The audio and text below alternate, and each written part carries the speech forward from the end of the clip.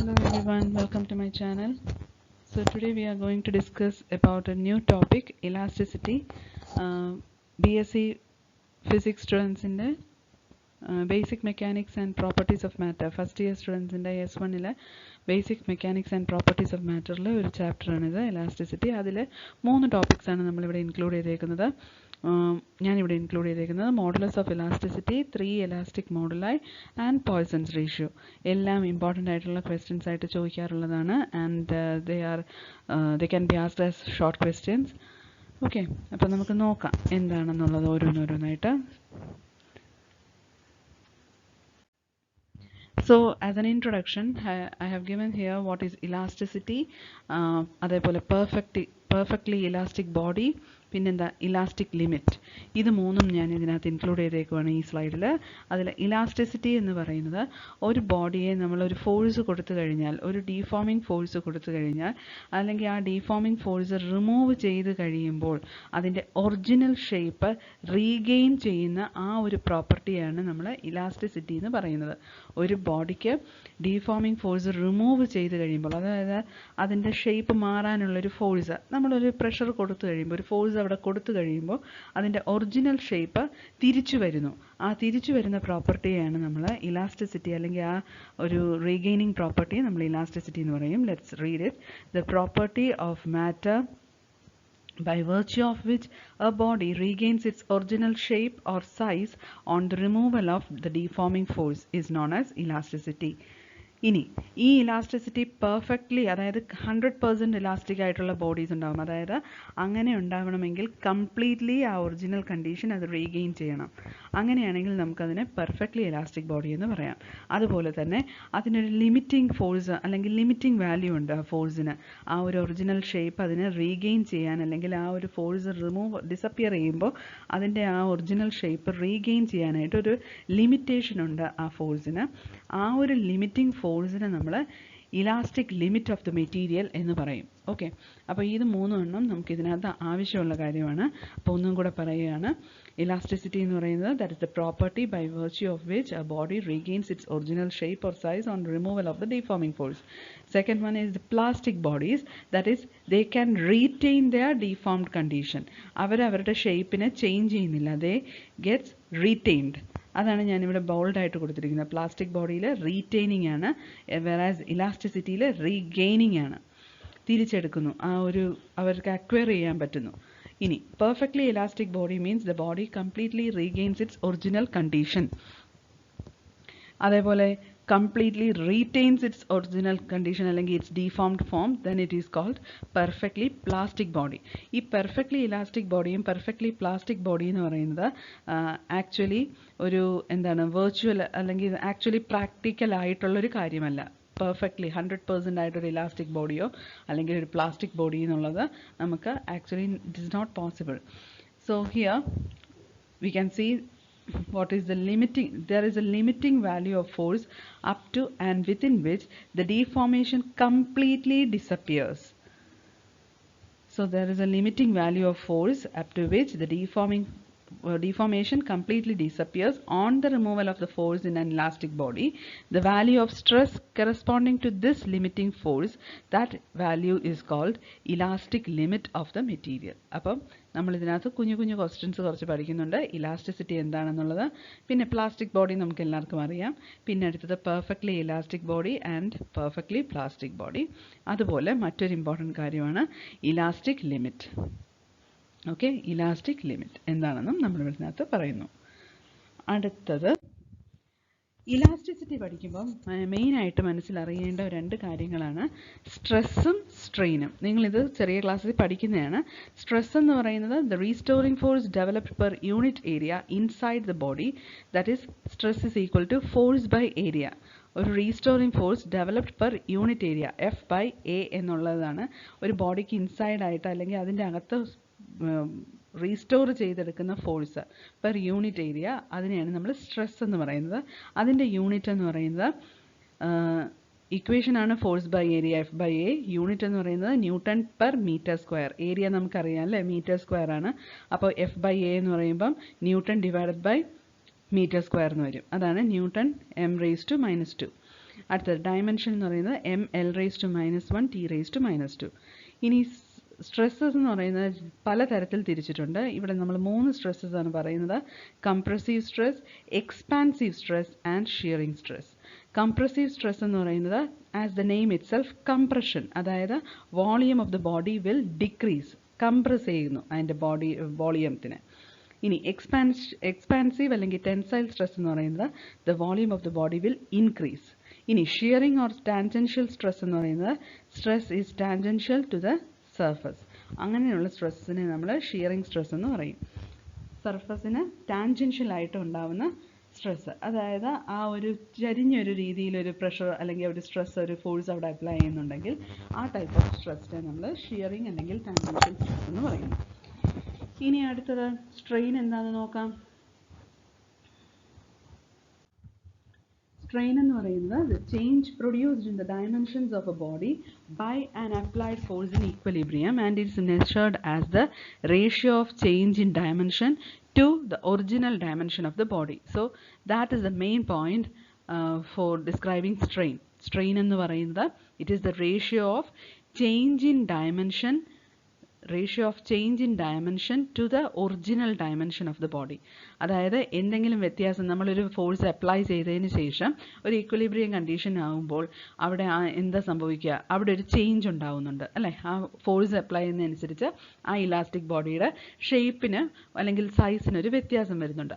ആ dimension divided by original dimension ആണ് നമ്മൾ പറയുന്ന സ്ട്രെയിൻ എന്ന് പറയുന്നത്.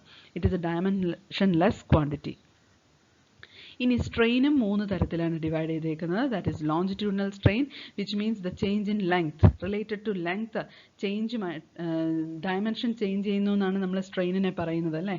That is change in dimension to original dimension. അത് ലെങ്ത് വൈസ് ആവാം, വോളിയം വൈസ് ആവാം, അല്ലെങ്കിൽ ടാൻജൻഷ്യൽ ഫോഴ്സ് ബേസ് ചെയ്തും ആകാം. അതിൽ ലെങ്ത് വൈസ് ആയിട്ട് ചേഞ്ച് വരുന്ന ഡയമെൻഷൻ റിലേറ്റ് ചെയ്തിട്ട് വരുന്നതിനാണെങ്കിൽ നമ്മൾ ലോഞ്ചിറ്റ്യൂഡിനൽ സ്ട്രെയിൻ എന്നും, വോളിയം ചേഞ്ച് ചെയ്താണ് വരുന്നതെങ്കിൽ, ആ ബേസ് ചെയ്തിട്ട് വോളിയത്തിനുള്ള ചേഞ്ച് ആണ് വരുന്നതെങ്കിൽ അത് നമ്മൾ വോളിയം സ്ട്രെയിൻ എന്നും, ടാൻജൻഷ്യൽ ഫോഴ്സ് അപ്ലൈ ചെയ്യുമ്പോൾ ഉണ്ടാവുന്ന സ്ട്രെയിനിനെ നമ്മൾ ഷിയറിംഗ് സ്ട്രെയിൻ എന്നും പറയുന്നു. ഓക്കെ, അപ്പോൾ അതാണ് ഇവിടെ എഴുതിയിരിക്കുന്നത്. The strain is classified into different categories. If there is a change in the length of the body when the force is applied, that strain is called longitudinal strain. If the volume of the body is changed when the deforming force is applied, then the strain is called volume strain. That is the ratio of change in volume to the original volume. ഇനി അടുത്തത്, for a tangential force the strain produced is known as shearing strain. ഇനി shearing strain എന്താണെന്നുള്ളതിന് ഒരു definition അവിടെ പറയുന്നുണ്ട്. That is shearing strain is defined as the angle through which a line originally perpendicular with fixed bottom is turned when a tangential force is applied on its free end. എന്താണ്? shearing strain is defined as the angle through which a line originally perpendicular with the fixed bottom, ഒരു fixed ബോട്ടത്തിനെ base ചെയ്ത് മറ്റൊരു end ഫ്രീയുമാണ്. അപ്പോൾ അവിടെ act ചെയ്യുന്ന ആംഗിളിനെ base ചെയ്താണ് നമ്മളിവിടെ shearing strain പറയുന്നത്. That is originally perpendicular with the fixed bottom is turned when a tangential force is applied on its free end. Free എൻഡിലേക്ക് ഒരു ടാൻജൻഷ്യൽ ഫോഴ്സ് അപ്ലൈ ചെയ്യുമ്പോൾ ആ ഫിക്സഡ് ബോട്ടത്തിന് പെർപെൻഡിക്കുലർ ആയിട്ട് പോകുന്ന ഒരു ലൈന് റിലേറ്റ് ചെയ്തിട്ടുള്ള, ആ പെർപെൻഡിക്കുലർ ആയിട്ട് പോകുന്ന ആ ലൈനുമായിട്ട് കോണ്ടാക്ട് വരുന്ന ആംഗിളിനെയാണ് നമ്മൾ ഷിയറിംഗ് സ്ട്രെയിൻ എന്നുകൊണ്ട് ഉദ്ദേശിക്കുന്നത്. So that is also A short question. What is shearing strain എന്ന് ചോദിച്ചാൽ നിങ്ങൾക്ക് ആ ഒരു ഡെഫിനിഷൻ എഴുതാം. അടുത്തത് very very important question, state Hooke's law. Hooke's law എന്ന് പറയുന്നത് it is the basic law of elasticity, and the statement is that within the elastic limit, നമ്മൾ പറഞ്ഞു അല്ലേ, ഒരു പെർട്ടിക്കുലർ ലിമിറ്റ് ഉണ്ടാകും ആ ഫോഴ്സ് അപ്ലൈ ചെയ്യുന്നതിന്. അത് ഡീഫോം ചെയ്ത് അത് ഡീഫോമിങ് ഫോഴ്സ് റിമൂവ് ചെയ്ത് കഴിയുമ്പോൾ ആ ഇലാസ്റ്റിക് ബോഡിക്ക് ഒരു പെർട്ടിക്കുലർ ലിമിറ്റ് ഉണ്ടാവും എന്ന് പറഞ്ഞു. ആ ലിമിറ്റിനെയാണ് നമ്മൾ ഇലാസ്റ്റിക് ലിമിറ്റ് എന്ന് പറഞ്ഞത്. Within the elastic limit the stress is directly proportional to strain. ഓർത്തിരിക്കുക, സ്ട്രെസ് ഡിവൈഡഡ് ബൈ സ്ട്രെയിനിനെയാണ് നമ്മൾ ഹൂക്സ് ലോയിൽ ഡിസ്ക്രൈബ് ചെയ്യുന്നത്. Hooke's law statement is that within the elastic limit the stress is directly proportional to strain. That is modulus of elasticity E is equal to stress by strain എന്ന് നമുക്ക് ഈ Hooke's ലോയിനെ describe ചെയ്യാം. അപ്പോൾ അത്രയേ ഉള്ളൂ Hooke's law. ഇതൊക്കെ short questions ആയിട്ടുള്ള കാര്യങ്ങളാണ്, കുഞ്ഞു കുഞ്ഞു കാര്യങ്ങളാണ്. ഇനി അടുത്തത് നമ്മൾ പറയാൻ പോകുന്നത് 3 ടൈപ്പ് ഓഫ് ഇലാസ്റ്റിക് മോഡുലായി ആണ്.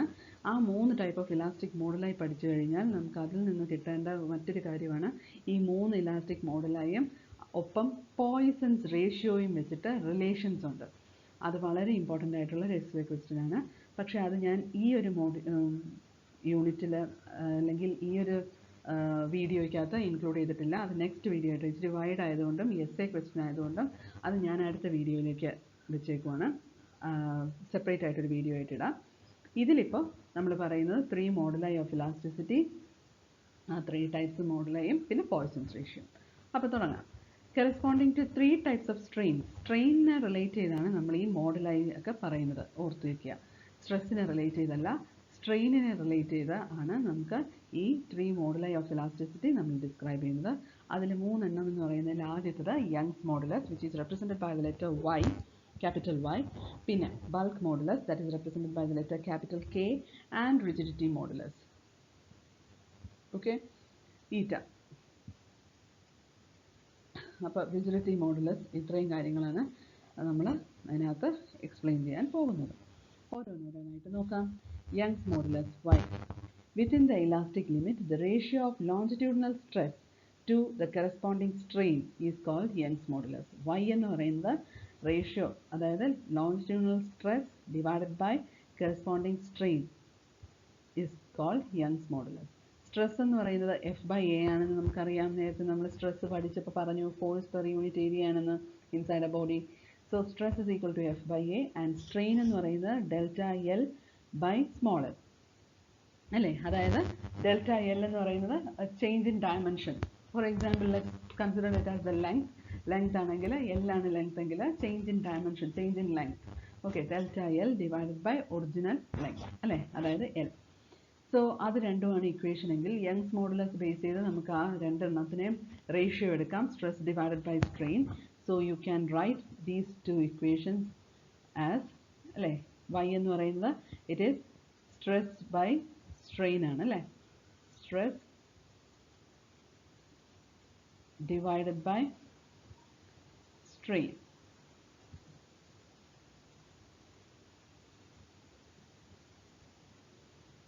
ഇതിനകത്ത് റൈറ്റിംഗ് ഇച്ചിരി മോശമാണ്.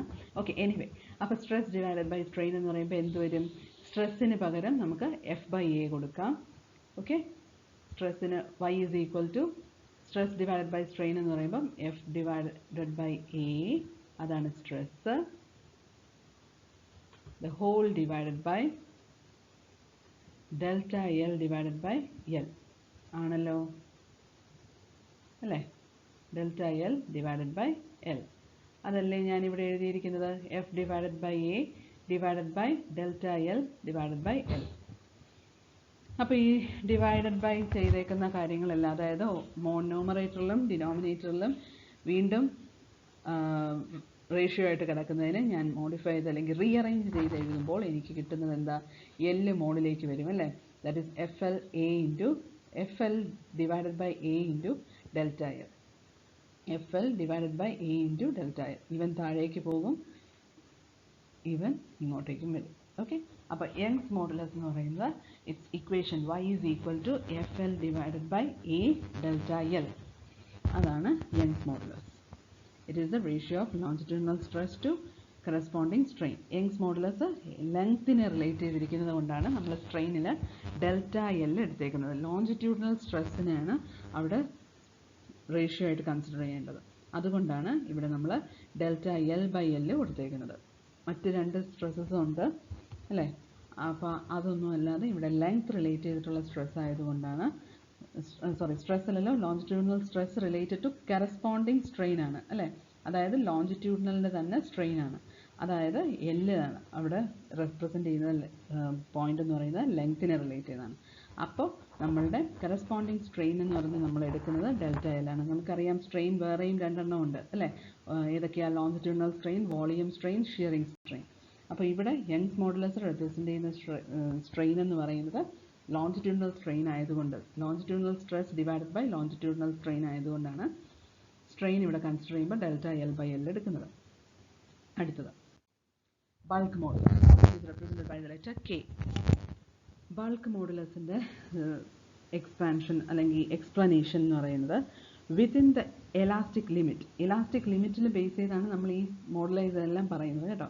അപ്പോൾ within the elastic limit the ratio of normal stress to volume strain is called bulk modulus. Normal stress to volume strain. So normal stress divided by volume strain is called bulk modulus. That is K is equal to minus of P divided by delta V by V. അതാണ് modulus, bulk modulus എന്ന് പറയുന്നത്. Okay, അപ്പോൾ bulk modulus K is equal to minus P divided by delta V by V. delta V by V എന്ന് പറയുന്നത് volume strain relate ചെയ്ത്, അതായത് bulk മോഡുലസിൻ്റെ ഇതിൽ volume സ്ട്രെയിനുമായിട്ട് consider ചെയ്യുന്നതാണ്. വോളിയം സ്ട്രെയിനുമായിട്ട് റിലേറ്റ് ചെയ്തതായതുകൊണ്ടാണ് നമുക്ക് ഇവിടെ നമ്മൾ കൺസിഡർ ചെയ്യുന്നതിൽ ഡെൽറ്റ വി ബൈ വി എടുക്കുന്നത്. അപ്പം യങ്സ് മോഡുലസ് ലോഞ്ചിറ്റ്യൂഡിനൽ സ്ട്രെയിനും ബൾക്ക് മോഡുലസ് വോളിയം സ്ട്രെയിനുമാണ്. ഇനി അതിനെ റീഅറേഞ്ച് ചെയ്യുമ്പോൾ minus P V by delta V, that is our bulk modulus equation, where P is the normal stress and delta V by V is the volume strain. The negative sign shows as the pressure increases the volume of the body decreases. അതാണ് ഈ negative sign കൊണ്ട് ഉദ്ദേശിക്കുന്നത്. That is pressure and volume are inversely proportional. Pressure കൂടുമ്പോൾ volume decrease ചെയ്യും. ഇനി ഈ bulk മോഡുലസിൻ്റെ reciprocal എന്ന് പറയുന്നത് compressibility, that is K prime. K എന്നാണ് നിങ്ങൾ പഠിക്കുന്ന ഏതെങ്കിലും റെഫർ ചെയ്യുന്ന ടെക്സ്റ്റ് ബുക്സ് ഒക്കെ നോക്കുകയാണെങ്കിൽ ചിലപ്പോൾ ബൾക്ക് മോഡുലസ് കെ എന്ന് തന്നെ ആയിരിക്കും കംപ്രസിബിലിറ്റിയെയും റെപ്രസെൻറ്റ് ചെയ്യുന്ന ലെറ്റർ. ഇവിടെ കൺഫ്യൂസ്ഡ് ആവാതിരിക്കാൻ വേണ്ടി ഞാൻ കെ പ്രൈം ആയിട്ട് കൊടുത്തേക്കുവാണ്. അതായത് ജസ്റ്റ് ഒരു റെസിപ്രോക്കൽ ഓഫ് ബൾക്ക് മോഡുലസ് ആണ് കംപ്രസിബിലിറ്റി എന്ന് തിരിച്ചറിയാൻ വേണ്ടി. അപ്പോൾ compressibility that is equal to minus inverse ആകുമ്പോൾ എന്തായിരിക്കും, ബൾക്ക് മോഡുലസിൻ്റെ ഡിനോമിനേറ്റർ കംപ്രസിബിലിറ്റിയുടെ ന്യൂമറേറ്ററിൽ വരും അല്ലേ, അതായത് minus delta V by P V. അതാണ് കംപ്രസിബിലിറ്റിയുടെ ഇക്വേഷൻ. ഓക്കെ, ഇനി ലാസ്റ്റ് റിജിഡിറ്റി മോഡുലസ്, മൂന്നാമത്തെ മോഡുലസ് ആണ് റിജിഡിറ്റി മോഡുലസ്. അതിനെ റെപ്രസെൻ്റ് ചെയ്യുന്ന ലെറ്റർ ആണ് eta. Okay, within the elastic limit the ratio of tangential stress to the shearing strain. Tangential ഫോഴ്സുമായിട്ട് act ചെയ്യുമ്പോൾ ഉണ്ടാകുന്ന സ്ട്രെയിനിനെയാണ് ഷിയറിംഗ് സ്ട്രെയിൻ എന്ന് പറയുന്നത് അല്ലേ. ആ സ്ട്രെയിൻ നമ്മൾ പറയുമ്പം 3 സ്ട്രെയിൻസ് പറയുന്നതിൽ മൂന്നാമത്തവനാണ് ഈ ഷിയറിംഗ് സ്ട്രെയിൻ. അപ്പോൾ ഇവിടെ റിജിഡിറ്റി മോഡുലസ് എന്ന് പറയുന്നത് it is the ratio of tangential stress to the shearing strain, that is called rigidity modulus or modulus of rigidity. ഇവിടെ കൊടുത്തിട്ടുണ്ട് tangential stress divided by shearing strain. If F is the tangential force applied on a body, നിങ്ങൾക്ക് ആ ഫിഗറിൽ നിങ്ങൾക്ക് മനസ്സിലാവും, ഒരു elastic square ബോഡിയാണ് ഇരിക്കുന്നതെങ്കിൽ അവനെ നമ്മൾ ഒരു ഫോഴ്സ് സൈഡിൽ നിന്ന് കൊടുക്കുവാണ്. ടാൻജൻഷ്യൽ ഫോഴ്സ് അപ്ലൈ ചെയ്തേക്കുന്നത് ഈ ഡയറക്ഷനിലേക്കാണ്, അതാണ് ഇവിടെ കാണുന്നത്. അപ്പോൾ ആ ഡയറക്ഷനിലേക്ക് അപ്ലൈ ചെയ്താൽ എ ബി സി ഡി എന്നുള്ള ബ്ലോക്ക് എങ്ങോട്ട് ഷിഫ്റ്റ് ചെയ്തു, ആ ഡോട്ടഡ് ലൈനിലോട്ട് ഷിഫ്റ്റ് ചെയ്തു, ഈ പൊസിഷനിലോട്ട് അല്ലേ. അപ്പോൾ അങ്ങനെ ഒരു ഫോഴ്സ് അപ്ലൈ ചെയ്ത ഒരു ടാൻജൻഷ്യൽ ഫോഴ്സ് എന്ന് പറയുന്നത് അതാണ്, ഒരു സൈഡിൽ നിന്നുള്ളൊരു ഫോഴ്സ്.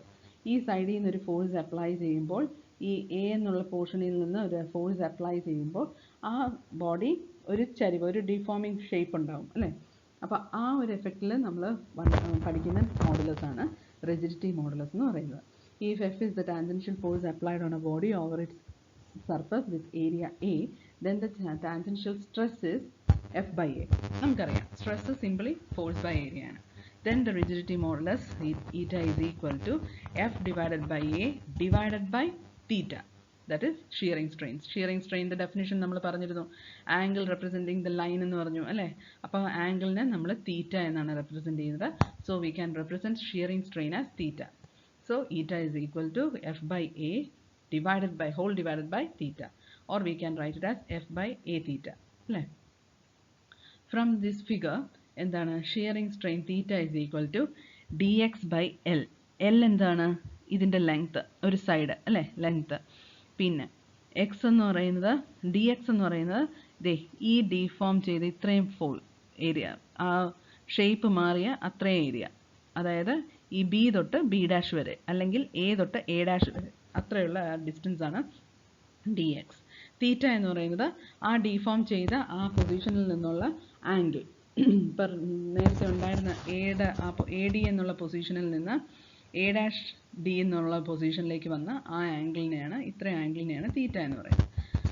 അപ്പോൾ shearing strain that is theta is equal to D X by L. So എനിക്ക് ആ തീറ്റയുടെ വാല്യൂ റിജിഡിറ്റി മോഡുലസ് ആയ ഇക്വേഷൻ 1ലേക്ക് കൊടുക്കാം. That is eta is equal to F by A divided by D X by L, or it is F L divided by A D X. അപ്പം മുമ്പത്തെ equation നമ്മൾ പറഞ്ഞതിൽ എന്തായിരുന്നു? F L divided by A delta L ആയിരുന്നു അല്ലേ? അങ്ങനെ ഒരു equation ആയിരുന്നു. യങ്സ് മോഡുലസിൻ്റെ ലെങ്ത്തുമായിട്ട് റിലേറ്റ് ചെയ്ത ഇക്വേഷനിൽ F L divided by A delta L ആയിരുന്നു. പിന്നെ ബൾക്ക് മോഡുലസിൽ ഇക്വേഷൻ എന്ന് പറയുന്നത് എന്തിനെ ബേസ് ചെയ്തായിരുന്നു? വോളിയം റിലേറ്റ് ചെയ്തായതുകൊണ്ട് തന്നെ പ്രഷറും വോളിയവുമായിട്ട് minus P V divided by delta V എന്നായിരുന്നു. പിന്നെ റിജിഡിറ്റി മോഡുലസിൻ്റെ വരുമ്പോൾ F L divided by A D X. Okay, അവിടെ എ ഡി എക്സ് ഇതാണ് നമ്മളുടെ റിജിഡിറ്റി മോഡുലസിൻ്റെ equation. And this is similar to that of Young's modulus. Young's മോഡുലസിന് ഒരു എന്താണ് സിമിലാരിറ്റി ഇവിടെ വരുന്നുണ്ട് അല്ലേ? ഒരു സെയിം എഫക്റ്റാണ് വരുന്നത്. അവിടെ എന്ന് പറഞ്ഞാൽ ലെങ്ത് റിലേറ്റ് ചെയ്തത് ഡി എക്സിന് പകരം ഡെൽറ്റ എൽ ആയിരുന്നു. ആ ഒരു വ്യത്യാസമേ ഉള്ളൂ അല്ലേ? ഒരു ഓൾമോസ്റ്റ് ഇവിടെയും പറയുന്നത് ലെങ്ത് എക്സ് എന്ന് പറയുന്നത് ആ ഒരു ഡിസ്റ്റൻസ്, ആ ഒരു അളവ് തന്നെയാണ് പറയുന്നത് അല്ലേ? അപ്പോൾ അതൊരു സിമിലാരിറ്റിയാണ് നമ്മൾ കാണിക്കുന്നത്. അപ്പോൾ റിജിഡിറ്റി മോഡുലസും യങ്സ് മോഡുലസും ഓൾമോസ്റ്റ് സിമിലർ ആണ്. പക്ഷേ എന്താണ്, യങ്സ് മോഡുലസിൽ ലോഞ്ചിറ്റ്യൂഡിനൽ കേസിലെ സ്ട്രെസ്സും സ്ട്രെയിനുമാണ്. റിജിഡിറ്റി മോഡുലസിന് എന്താണ്, ഷിയറിംഗ് സ്ട്രെസ്സും സ്ട്രെയിനും അല്ലെങ്കിൽ ടാൻജൻഷ്യൽ സ്ട്രെസ്സും സ്ട്രെയിനും റിലേറ്റ് ചെയ്താണ് നമ്മൾ പറയുന്നത്. And the last one, Poisson's ratio, which is represented by the letter sigma. It is defined as the ratio of lateral strain to longitudinal strain. It's a different definition. Poisson's ratio എന്ന് പറയുന്നത് lateral strain to longitudinal strain. സ്ട്രെയിനുമായിട്ട് relate ചെയ്ത്, ഇവിടെ stress വരുന്നില്ല. ഓർത്തുകൊള്ളുക, poisons റേഷ്യോയുടെ definition എന്ന് പറയുന്നതിൽ the ratio is related with strain. Numerator and ഡിനോമിനേറ്ററും strain ആണ്. പക്ഷേ വ്യത്യാസം എന്താണ്? Lateral strain divided by longitudinal strain. ഇനി എന്താണ് ഈ ലാറ്ററൽ സ്ട്രെയിനും ലോഞ്ചിറ്റ്യൂഡിനൽ സ്ട്രെയിനും? അതിനുള്ള റെപ്രസെൻറ്റേഷൻസ് എന്താണ്? അത് വെച്ച് നമ്മൾ പോയ്സൺസ് റേഷ്യോയുടെ ഇക്വേഷൻ എഴുതുന്നു. അത്രയാണ് ഇതിനകത്ത് വേറെ പറയുന്നത്. നോക്കാം.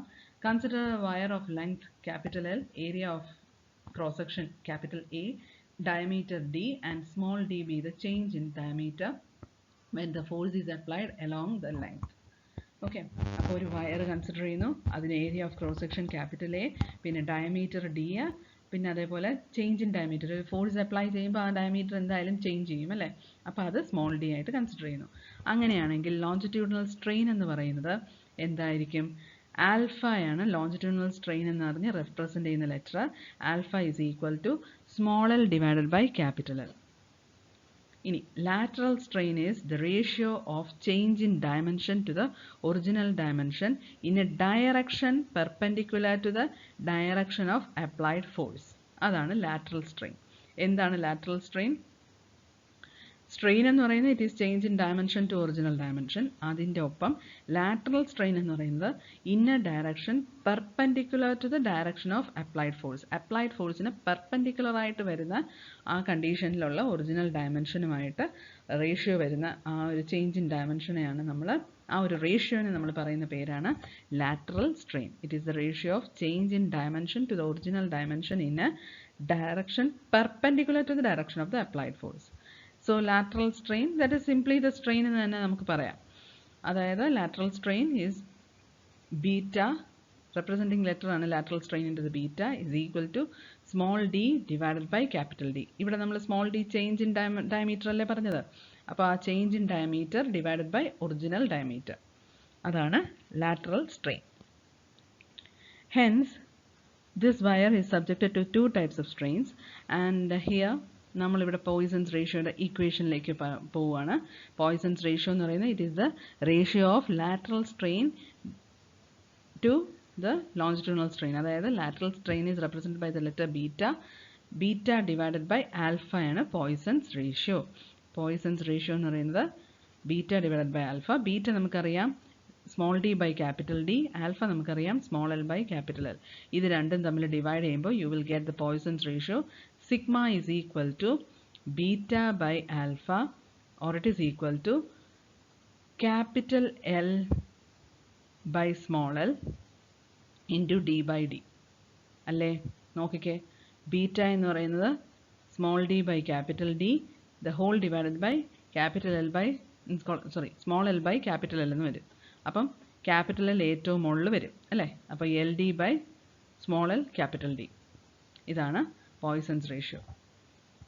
L capital, D small letter divided by small letter L capital letter D. This equation is represented in differential form, can be expressed in differential form, that is sigma is equal to LD into D by DL.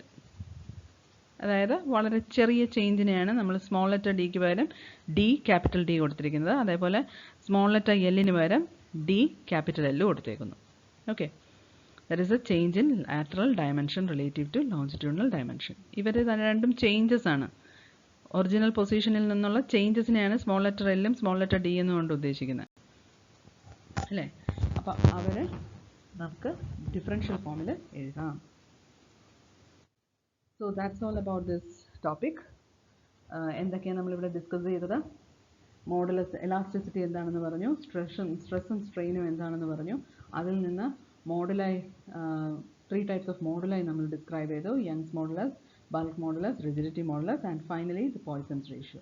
ഇനി ഇവർ 4 പേരുമായിട്ടുള്ള relation ഉണ്ട്. That is very important question as A essay question. അപ്പോൾ ഇതിനകത്ത് നമ്മൾ കുറേ short questions ആണ് പറയുന്നത്. അപ്പോൾ ഈ ചാപ്റ്റർ അല്ലെങ്കിൽ ഈ ഒരു വീഡിയോ ഇഷ്ടപ്പെട്ടുവെങ്കിൽ സബ്സ്ക്രൈബ് ചെയ്യുക, ലൈക്ക് ചെയ്യുക, കമൻസും ഇട്ടേക്കണേ ഇതിനകത്ത് തന്നെ, ചാനലിൽ തന്നെ. പിന്നെ ഇനിയും വേറെ എന്തെങ്കിലും ഡൗട്ട്സ് ആയിട്ട് എന്തെങ്കിലും ഈ ടോപ്പിക്സിൽ അല്ലെങ്കിൽ ഏതെങ്കിലും പറഞ്ഞ ടോപ്പിക്സിലുണ്ടെങ്കിൽ അതും നിങ്ങൾക്ക് അഭിപ്രായം പറയാവുന്നതാണ്. Thanks for watching. Okay, merry Christmas.